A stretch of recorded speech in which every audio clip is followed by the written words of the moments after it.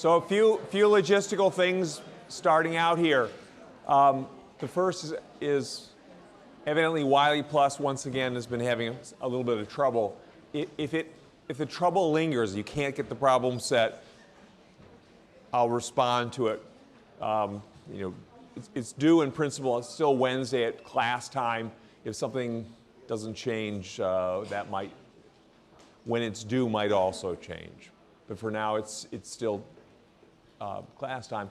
It only covers material through bumper cars, so it doesn't cover spring scales, which I'll do later today. The other thing to remind you is that the first midterm exam is a week from today in class, so 1 o'clock, be here. The only thing you'll need is a pencil, ideally a pencil. In practice, a pen works too, but you can't change your answers very easily. So I'll have bubble sheets and documents for you to,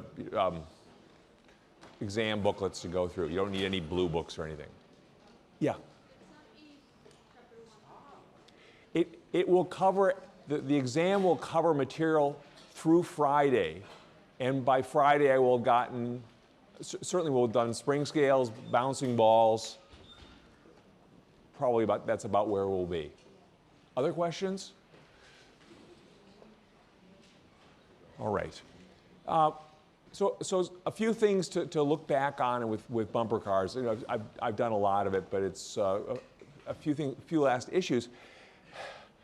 I'll remind you that from my perspective, bumper cars, the most interesting parts of bumper cars are the passage of two conserved quantities from bumper car to bumper car.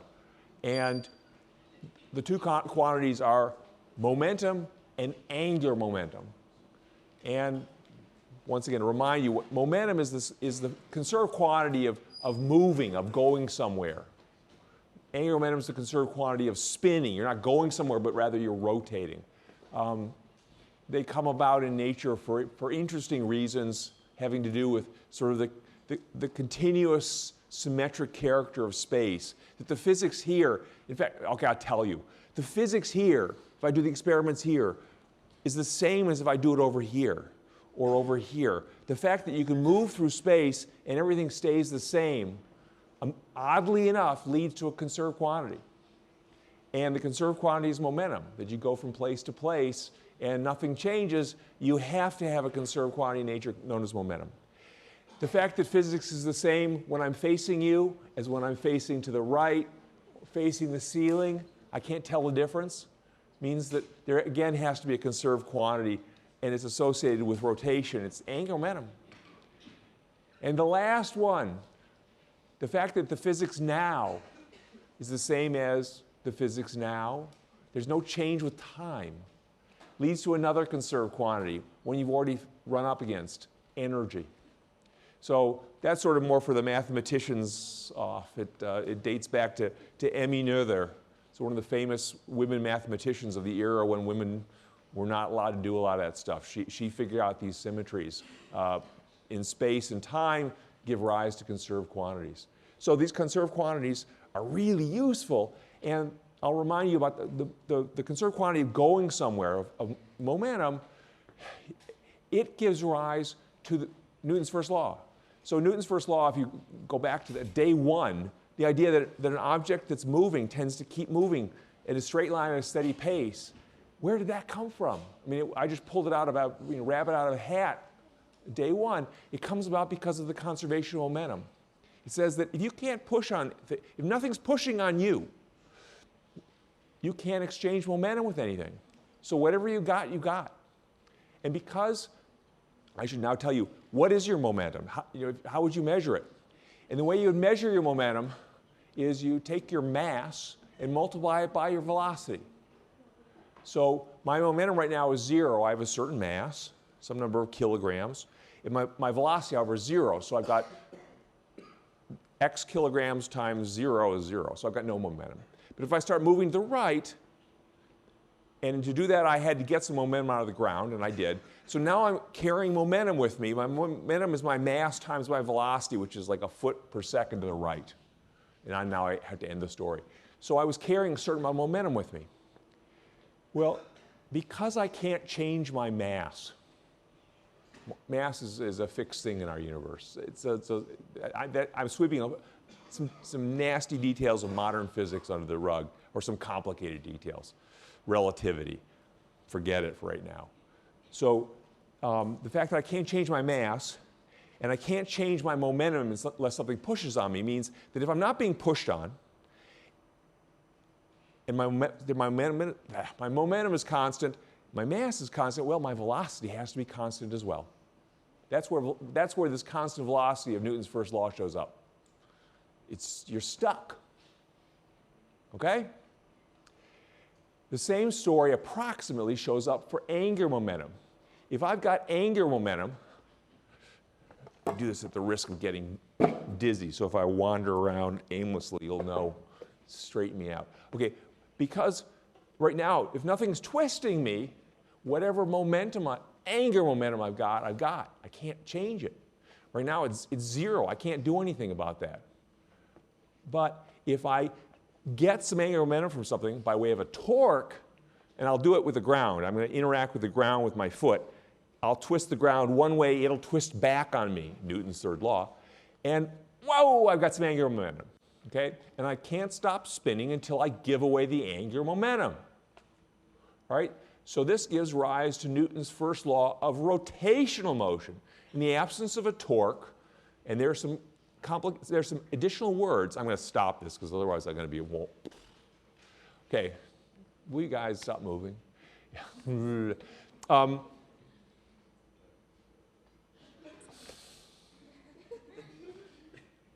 Yeah, long weekend. It was. Lots of little kids in my house. Okay. Oh, I got grandchildren. They're very cute. They were here a little while ago, but they couldn't be here right now. All right, too bad. So in the absence of some way of exchanging angular momentum, I have to keep turning. Because I've got angular momentum and it's a conserved quantity. I can't stop. So it gives rise to Newton's first law of rotational motion, but there's a twist, pun not intended. There's a nuance to Newton's first law of rotational motion. I don't think I ever said it in class. I've said it certainly in the book and I think in the videos lecture. And that is, it is possible for me to change my rotational mass. And that makes things a little complicated. So why? Why? It's because my angular momentum, I told you, let me remind you, for ordinary momentum, my ordinary momentum is my mass times my velocity. I can't change my mass. If I've got a certain amount of momentum, therefore, I've got a very fixed velocity. With angular momentum, my angular momentum is the product of my rotational mass times my angular velocity. So far, it looks very similar. Where the nuance shows up is that rotational mass is not so fixed. If I can change shape, I can change my rotational mass, and that makes a big difference. So in principle, if I could change my mass as I'm moving along initially at constant velocity, and suddenly I shrunk my mass by a factor of 2, to continue with the same momentum, if I've got only half the mass, I have to move twice as fast. So I would have to speed up. And that would be true. An object that could change its mass would, as its mass went down, its velocity would go up so that the product of the two, mass times velocity, doesn't change. And therefore, momentum doesn't change. So that's a hypothetical. It doesn't happen. But it does happen in the world of rotation. If I change my rotational mass, for example, if I shrink it while I have a steady angular momentum, if I shrink my rotational mass, my angular velocity has to increase to compensate because the product of the two is my angular momentum, and that can't change because I'm not exchanging any with anybody else. Any question about that idea? Okay. Let me show you. So I'm going to start with a big rotational mass, right? And I'm going to get some angular momentum out of the ground with the help of my foot. There, I've got it. I'm full of angular momentum. And my rotational mass is presently steady. And my angular momentum is the product of my rotational mass times my angular velocity. So my angular velocity is steady. But if I pull my hands in, shrink my rotational mass, my angular velocity has to go up to compensate. So this is the skater trick. So any of you who are Olympic class skaters and want to spin really fast, you start by getting some angular momentum out of the ice, various ways, with your arms spread out wide, and then you pull into a narrow object. And in doing that, you shrink your rotational mass, and your angular velocity has to go up. So the product of the two, rotational mass times angular velocity, stays constant. It is your angular momentum. All right? That's how that works. Any questions? Nothing. Silence. You had a long weekend too. All right. Last two things to deal with momentum, angular momentum, just in general. Stuff it's worth your knowing and having in your bag of tricks. I told you last time that okay, so momentum is conserved. It's passed between objects by way of impulse. So how do you give these various conserved quantities to other objects? You do the trick that transfers. To transfer energy, you do work. To transfer momentum, you do impulse. And to transfer angular momentum, you do angular impulse. Okay? So how do you do an impulse? You exert a force on something for a period of time. And the impulse you do is the product of the force times the time. And it's in the direction of the force. So if I go and push on the wall, I do an impulse. In this case, imagine I'm pushing on it. I'm pushing it to the right. I'm transferring rightward momentum to it. And if I were on the wheelie cart, I guess I should do that. If I'm on the wheelie cart and I transfer rightward momentum to the wall, I run out of rightward momentum. I come up plumb short of rightward momentum. I end up with leftward momentum. And it's worth pointing out that leftward momentum is the opposite of rightward momentum. It's the negative amount. So if I put 10 units of rightward momentum into the wall, but I started with no momentum at all. So if I gave it 10 units of rightward momentum, I'm running a deficit. I'm not anymore. But I was running a deficit of 10 units of rightward momentum. Negative 10 units of rightward momentum. That is 10 units of leftward momentum. So the negative of momentum is momentum the other direction. Is that okay? It's worth knowing that. It means interesting things like if I run over here at the wall and I freeze frame, I'm carrying with me 10 units of rightward momentum. And I give all 10 units of rightward momentum to the wall. I stopped. But what if I gave 20 units of rightward momentum to the wall? Ooh, I go from 10, and now I'm running a deficit. I'm going the other direction. So why does this matter? That seems like crazy stuff, okay? If you want to knock something over, you try, please, I want my, I don't know, whatever it is, give it back to me. Okay, so you run in there and you want to knock the door down. I know you get arrested. But you want to knock the door, don't just run up and stop. Jump backwards. The act of hitting once and then jumping backwards, you transfer twice as much momentum potentially. You give it, instead of all you have, all 10 units of rightward momentum you have, go big. Go 20 units of rightward momentum and bounce back. So bouncing objects, you want to knock a door down, use a bouncy object. Don't use one that hits and sticks. It turns out that like battering rams, important things worth knowing right now. They bounce back. That rebound is useful. It actually transfers even more momentum. So, okay, I'll stop that one. More useful tidbits. The momentum transfer, of course, is this impulse, this force times time. You could transfer the same amount of momentum in a variety of ways. For example, with a gentle force exerted over a very long period of time. So you push gently. I push gently on the wall, and I give it all 10 units of rightward momentum in 10 seconds. Or I can slam into the wall and give it all 10 units of rightward momentum with a big force, short time. And finally, the consequence of the wall is the same, but the forces involved are different, and you can do different things with those forces. If it's you doing the transfer, of course, you kind of want to keep the forces small because they hurt. And so an example of this, and we'll be doing bouncing balls, and I could do this in the context of bouncing balls, but I'll just do it now because I can, and what the heck. Hammers, I showed you last time, hammers make use of this notion that you can give the hammer momentum over a long period of time using gentle forces, and then let the hammer transfer that momentum very suddenly to a nail by way of a huge force for a short time. And that huge force is enough that it can drive the nail into the wood. But what I wanted to show you here is that some of the objects that you just use under names other than hammer, like various baseballs, or many of you play sports, the various sports you're using, the objects that you use and move around have various degrees of hardness and softness, as we'll see, and talk about bouncing balls, and they transfer momentum different ways. And these two baseballs, which long ago we mounted on hammer handles, are different. They have the same mass, bounce the same amount, and so on. But what they differ is in the hardness of their surface, how firm that surface is.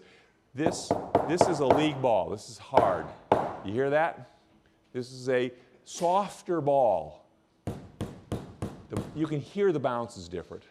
And a consequence of this is this ball is so hard that it transfers momentum very fast, fast enough to drive nails into wood. So I'm all the way through the wood, okay? So you can use a baseball as a hammer. Not surprisingly, you do not want to get hit with this thing at 100 miles an hour. It's like getting hit with a hammer at 100 miles an hour. A conventional hammer, it will transfer its momentum to you unpleasantly fast by way of an enormous force.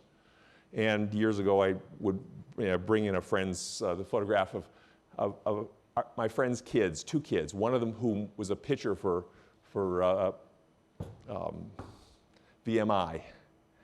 And the other kid was his younger brother who got clipped right in the eye with a league ball.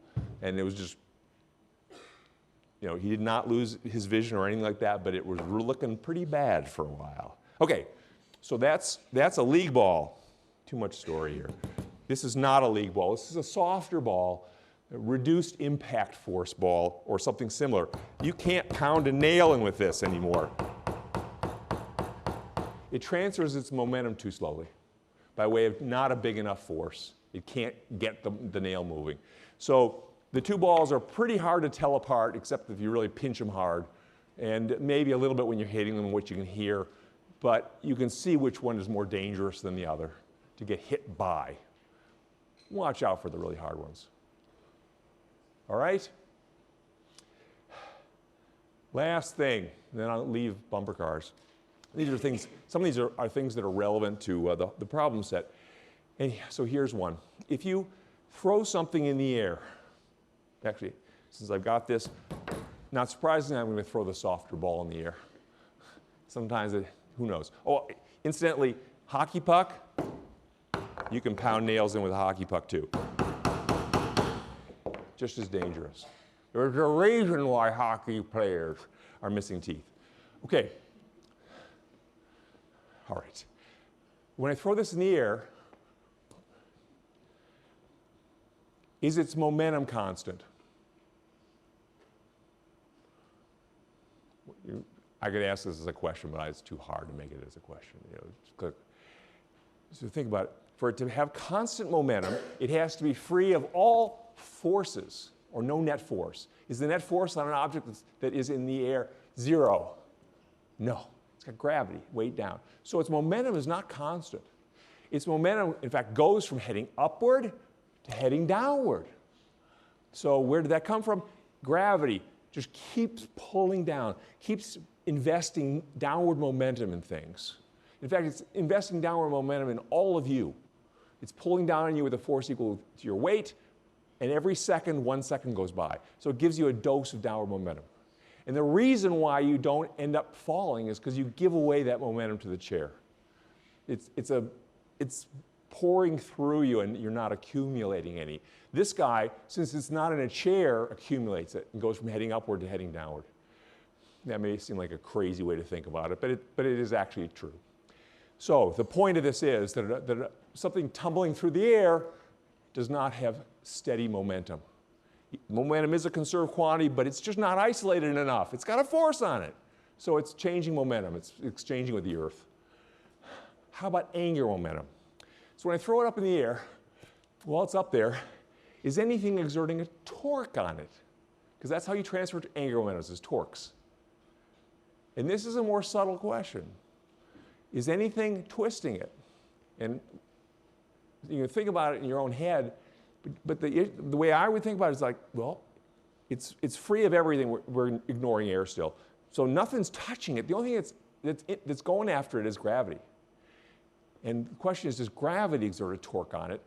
And then now there's an additional nuance in here is, does gravity exert any torque on it about what pivot point? The natural pivot point, its center of mass. So it's spinning about its center of mass, which is what it likes to do if you leave it alone. And is anything twisting it about its center of mass? Gravity in particular. Gravity, it turns out, doesn't twist it. And the reason gravity doesn't twist it is because gravity effectively acts at its center of gravity. So gravity is pulling down on this guy at its center of gravity, which coincides in space with its center of mass. They're at the same point in space. So gravity is yanking down on that thing as it's tumbling in the air, but it's pulling right at the pivot. And as I've said many times, you can't produce a torque by pushing and pulling on the pivot. You can't open a door by pushing at the pivot, the hinges. So this guy has a steady angular momentum, something that's tumbling through the air, neglecting the air itself, spins about its center of mass with an angular momentum that's fixed, steady. And this influences anything going through the air. And a lot of times it's people, like divers. Next time you watch, I guess the Summer Olympics are coming up again, right? Yeah. So next time or maybe you are a diver. In fact, I know there's some of you are. Once you leave the platform or the board and you're in midair, you are now one of these falling objects. Gravity is pulling you at your center of mass, which is center of gravity, which is where, right at your center of mass, which is where you're spinning around. You can't do things like suddenly start spinning when you were initially not spinning. If you jump off the board like this, no spin, you can't do a somersault because you can't summon up that angular momentum out of nowhere. And so divers have to leave the board or platform with all the angular momentum they're going to use all the way to the water. The only things they can do are they can change their shape. And in doing so, they can do the tricks like the skater, the spinning skater, where they can, for example, if they're spinning slowly with their arms out or their body spread wide, they can spin slowly like that with a certain amount of angular momentum. As they pull into a tiny tuck shape and shrink their rotational mass, they will spin faster. So their angular momentum stays constant, small rotational mass, bigger angular velocity. So that's life for people in the air. Acrobats, same thing, gymnasts, you're all doing this stuff.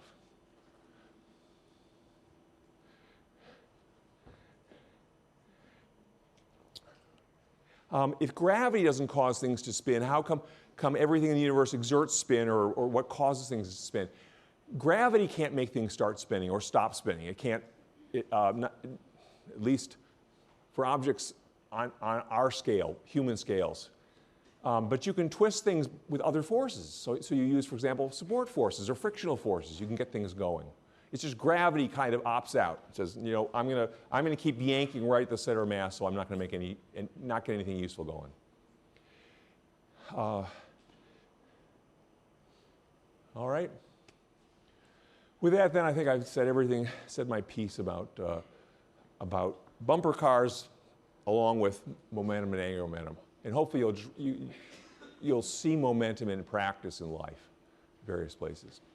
So let me then shift over to talking about spring scales.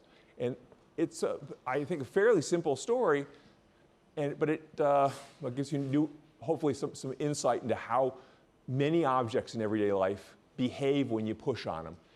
And here's the idea. Basically, a spring scale, and there are lots of variations on a spring scale. When you weigh something on a spring scale, for example, I'll go get this guy. You're not actually directly measuring the weight. The weight acts on the bowling ball. It's the bowling ball's business. And I mean, apart from sort of hypothetical situations like you ask gravity, how hard is it pulling, you're not going to get the weight directly. Instead, you get a little bit of an indirect measurement. So weight is how hard this guy's being pulled on. And you know, if I drop it, I still won't learn its weight because, yes, it's got a certain weight that makes it accelerate, but it also has a mass that goes with that weight. And two things that we drop together, a light bowling ball and a heavy bowling ball, they'll still give me the same acceleration. So it's kind of tricky. How do you get the guy's weight? Well, you can do a situation like this.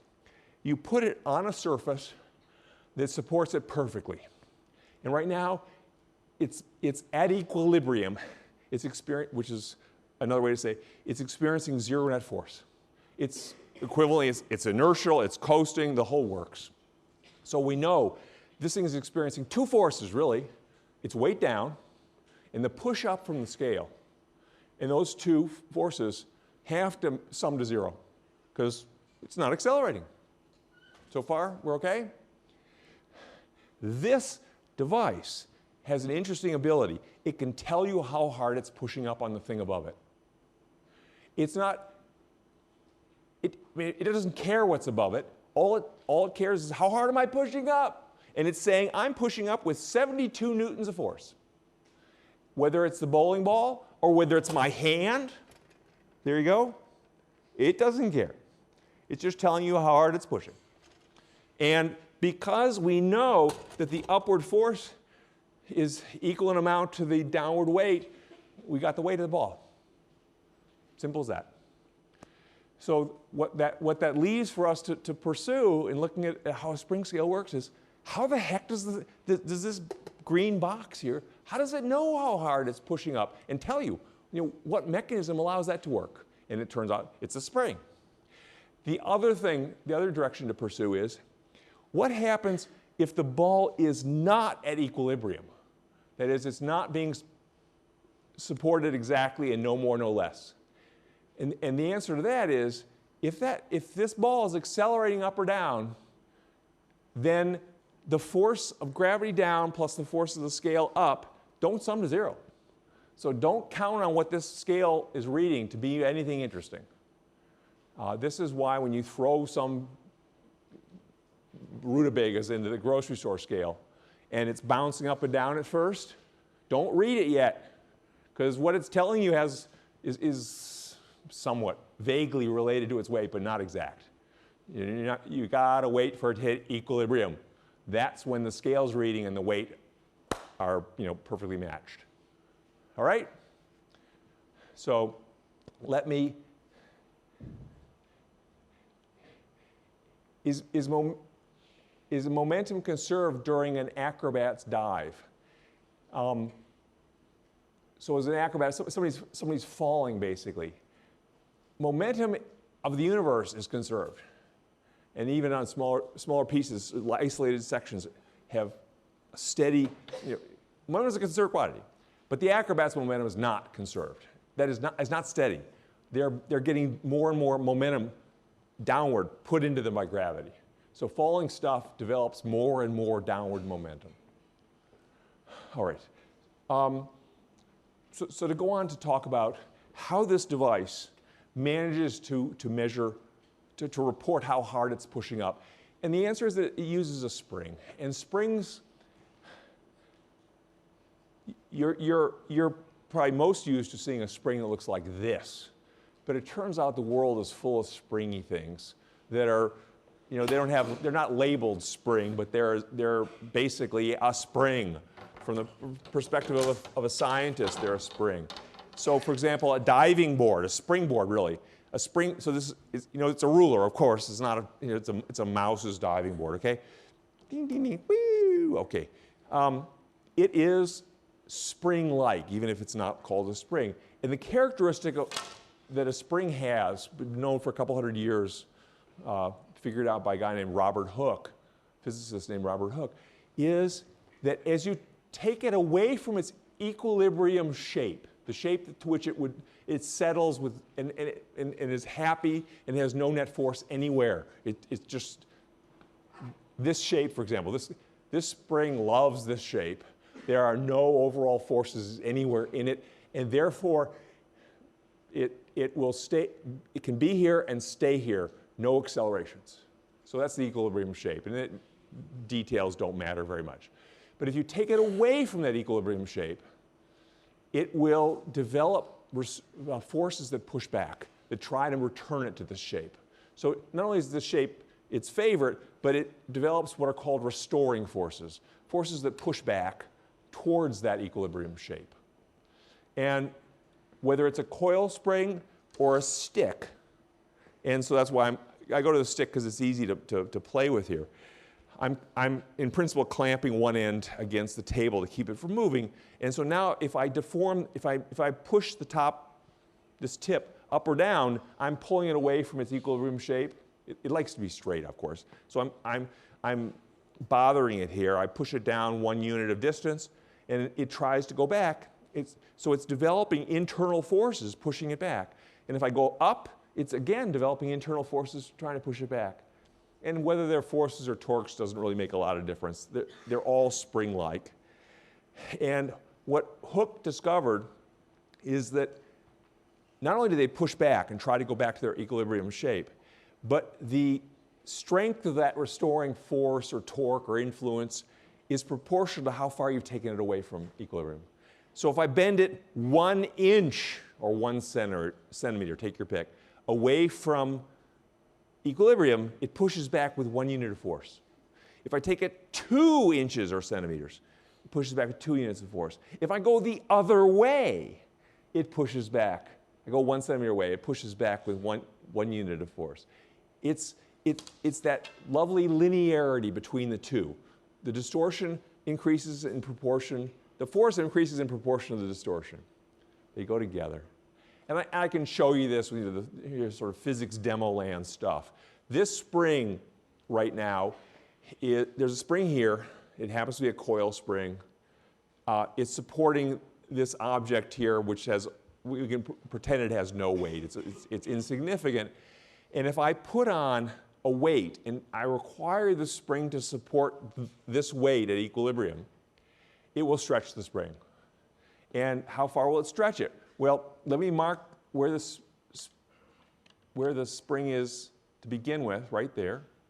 And now I'm going to put this weight on and stretch the spring.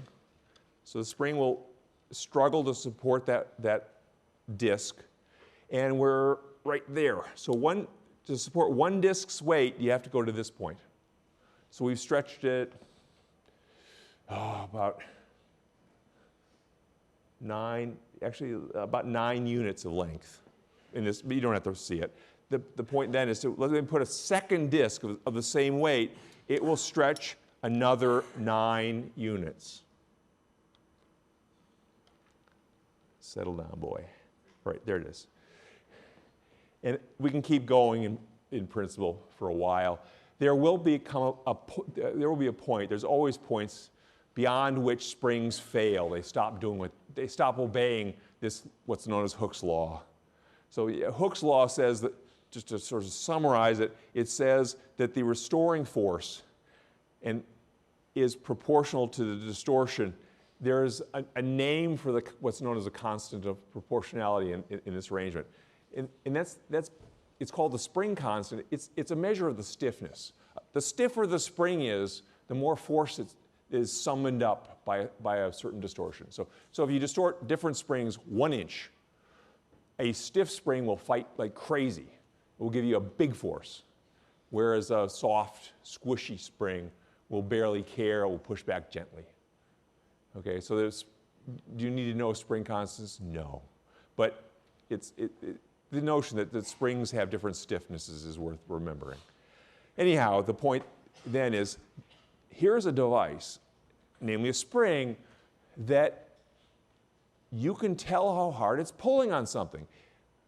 You know how hard it's pulling up, for example, on these discs by how far it's been stretched. And if you know how far stretching it, if you know how much it pulls up for every inch you stretch it, you can hang a weight on it, see how far it stretches, and know from that how hard it's pulling up, and therefore the weight of the object. I mean, this is a little bit of too many words. Let me actually show it to you here on this scale. This scale really has almost no parts. The parts consist of a spring and a dial, and the dial is just telling you how far the spring has been squished. That's really all it's doing. It's saying how much did this spring get smashed, and it's been set up, or you can say calibrated, so that instead of reporting how far the spring has been smashed in inches or centimeters, it reports it in a weird unit, force, specifically newtons. But when I put this ball on the platform, watch the platform move. It's squishing a spring. So I put the ball on. Can you see the platform went down? We pushed it down, I don't know, half an inch, maybe not that. And what the scale is telling you basically is how far was that spring squished. But it's using a weird unit. It's telling you that it's reporting it in force, units of force. That's all spring scales do then, is somewhere back at the factory, they calibrated it. They figured out for a given compression of the spring or stretching of the spring or bending of the spring, they know how hard the spring is pushing, and also they have it report that distortion as that force. I mean, I'm giving you tangled words, and I'm not able to fix it very easily at the moment. All right. So, scales, spring scales, pretty much all the scales that you encounter for weighing things are spring scales. That includes the fancy electronic ones that you deal with much more often than you do with these mechanical ones with needles and with dials. The electronic ones they do distort also. It's often very small distances, millimeters, less than a millimeter. But they have within them devices, electronic devices that report electronically how much the component, often called the load cell, has been distorted in the act of trying to summon up enough force to support a weight. So when you put your watermelon on the grocery store, the modern grocery store electronic scale, components within the scale distort very, very subtly, report electronically that distortion, and the scale goes, well, it distorted 1 millimeter. That means that your watermelon weighed 5 pounds. You can't see it with your eye, but the machine can see it. Okay? That's the basic story of spring scales. Do I want to, what I want to point out before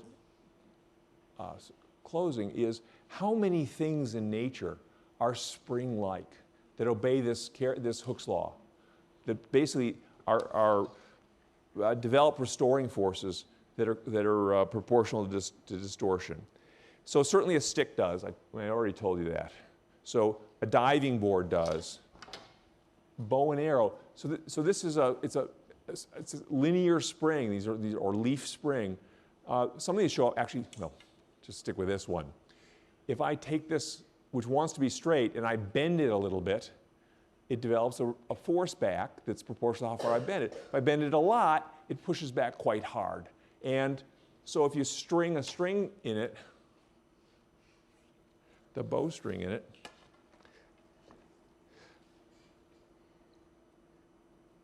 it's now significantly distorted. It's exerting big forces trying to go back to straight, and they put tension into the string. It's, danger, danger.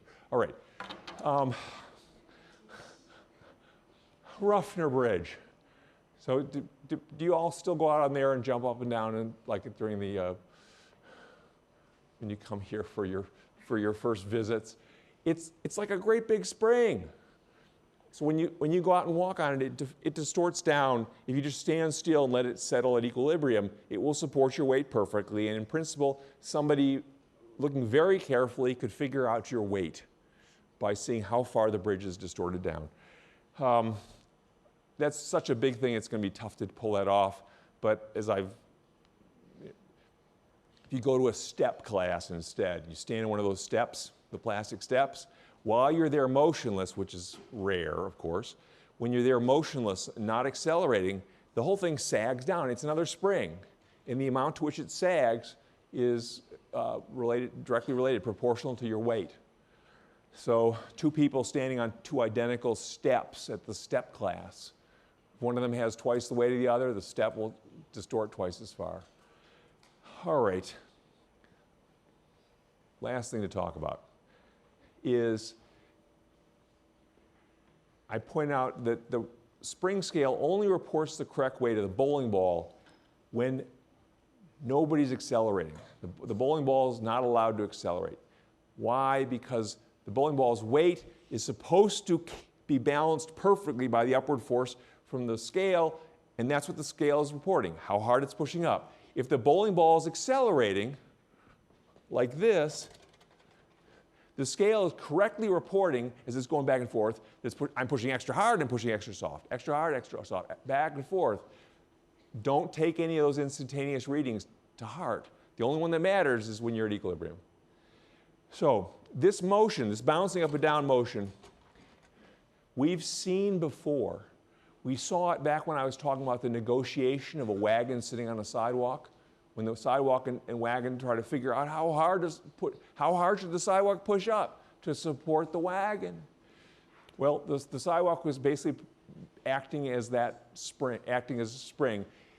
I should say that not everything is truly spring-like in the sense that they don't always obey Hooke's law, where the restoring force is exactly proportional to the distortion. Sidewalks, I wouldn't count on them following that. It's close. It's probably close to proportional, but not exact. In any case, this negotiation process is one of the most important motions in nature. It shows up everywhere, things swaying back and forth, bouncing up and down. And here's an example of it.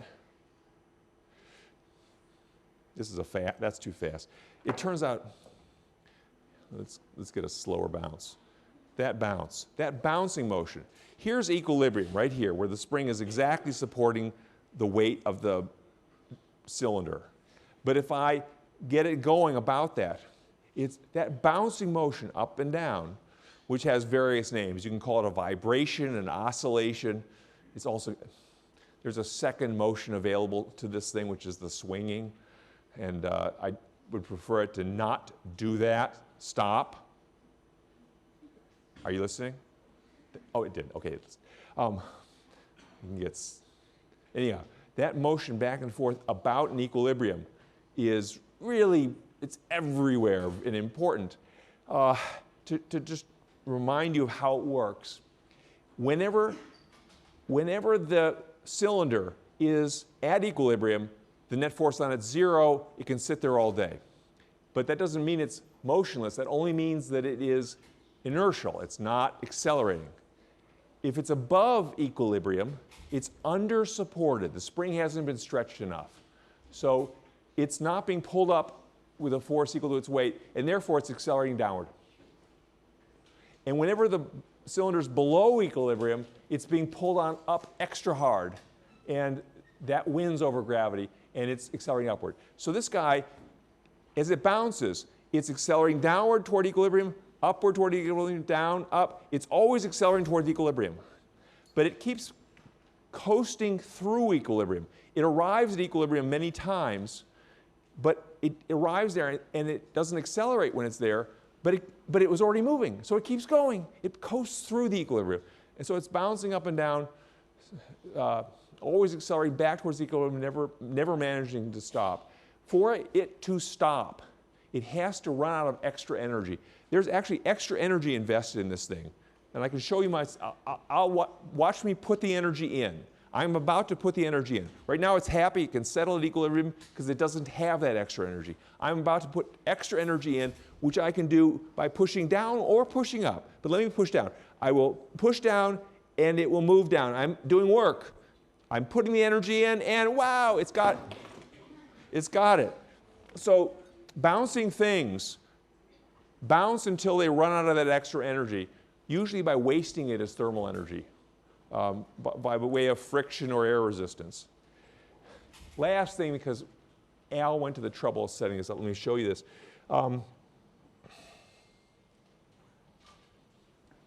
Yes, okay, actually you can, I'll go a little down in the lights. What you're looking at is a scale up here, the old-fashioned bathroom scale like this guy. So it's got a spring in it too. So when you stand on a bathroom scale, you're compressing a spring and some dial or electronic device tells you by way of a dial how much it's pushing. Okay, so now you know my weight. Oh no. All right. So back when I was little, what was always fun is these things can go to about 300 pounds usually.